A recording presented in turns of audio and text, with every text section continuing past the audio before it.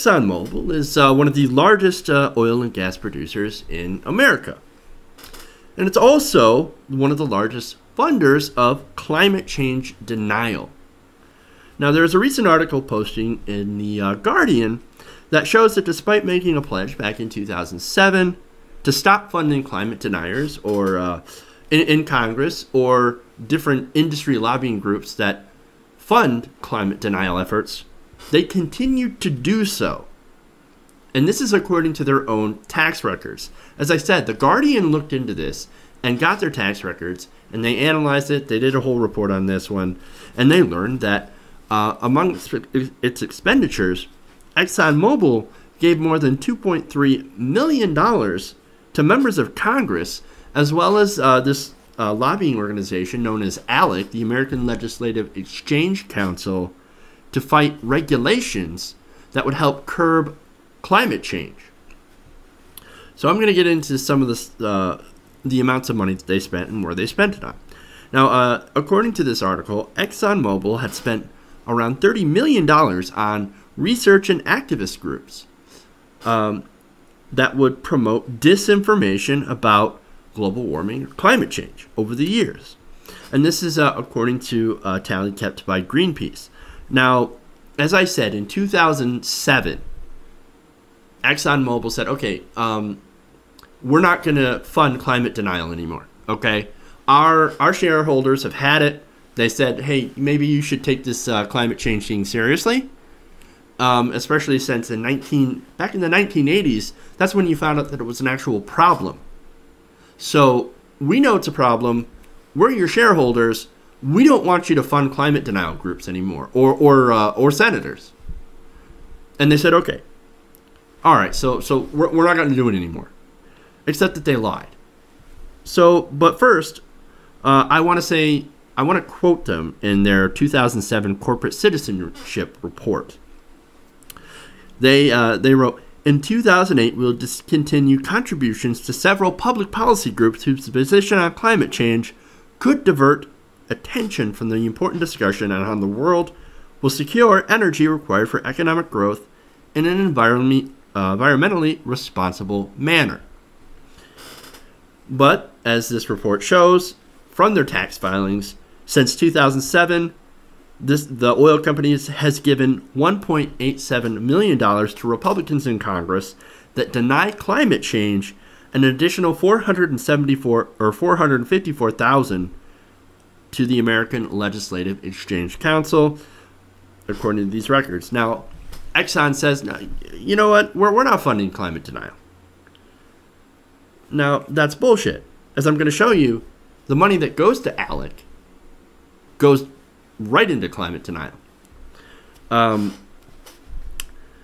There was a speaker as recently as December at an ALEC-hosted seminar that said carbon pollution is awesome. It's not actually pollution. Carbon is great.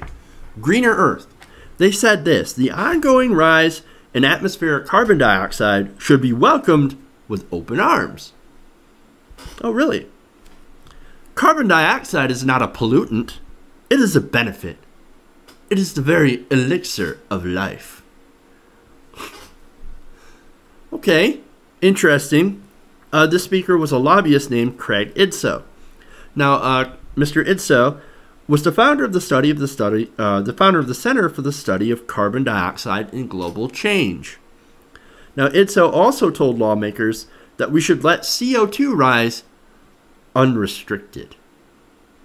More carbon in the atmosphere means more awesome. It also means more, well, it's more greening of the planet, and it also just happens to green up my wallet too. Interesting how that works. In 2012, leaked documents from the Heartland Institute revealed that they were paying Mr. Idso $11,600 for his work. And that's a month. $11,000 a month for his work on this. On not, of course, fighting efforts to curb climate change.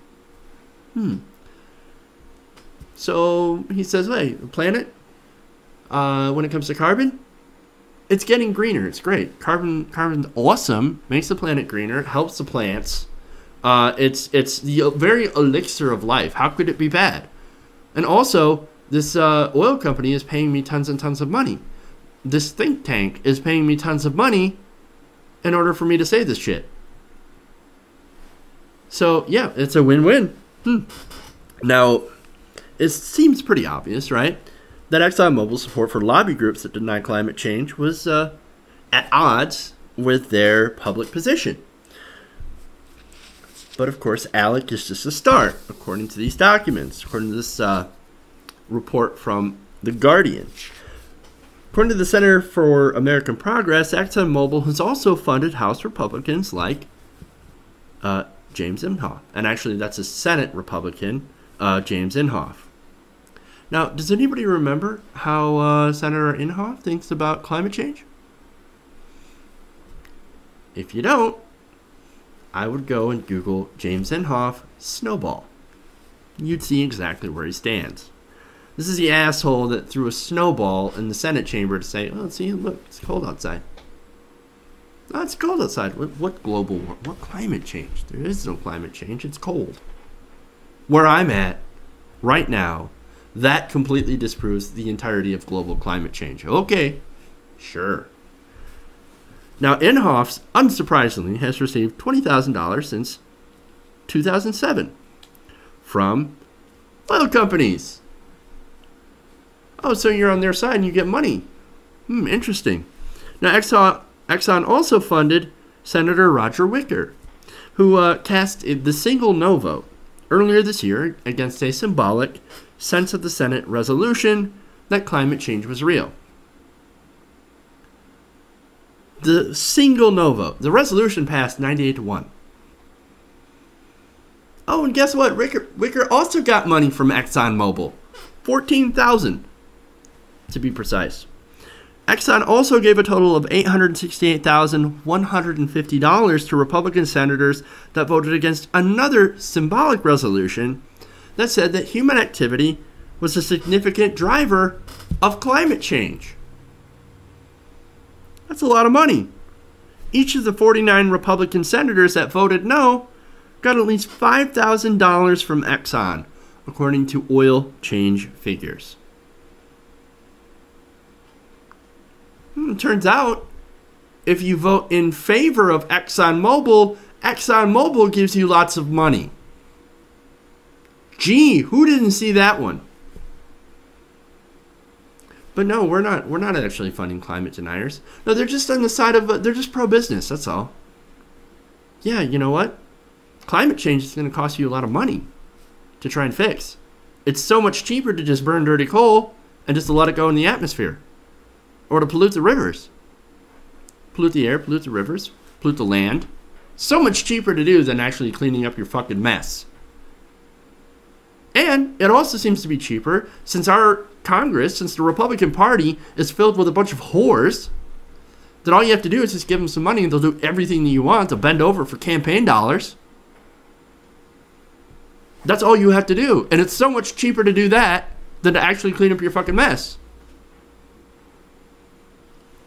And you wonder why we're going in this direction. You wonder why we're not doing a goddamn thing on climate change. Where 49 senators can't even agree that human beings are a cause of climate change. They're doing this because of money. You gotta follow the money, dude. You follow that money, and it leads right up to Exxon. It leads right up to these oil companies, these coal companies. Right up to the fossil fuel industry, and it also leads you to realize that our system is completely flush with money from private entities, from private corporations that now have captured our regulatory system and have captured our government. If we want to do anything about climate change, or if we want to do anything on any issue, we've got to get the money out of politics.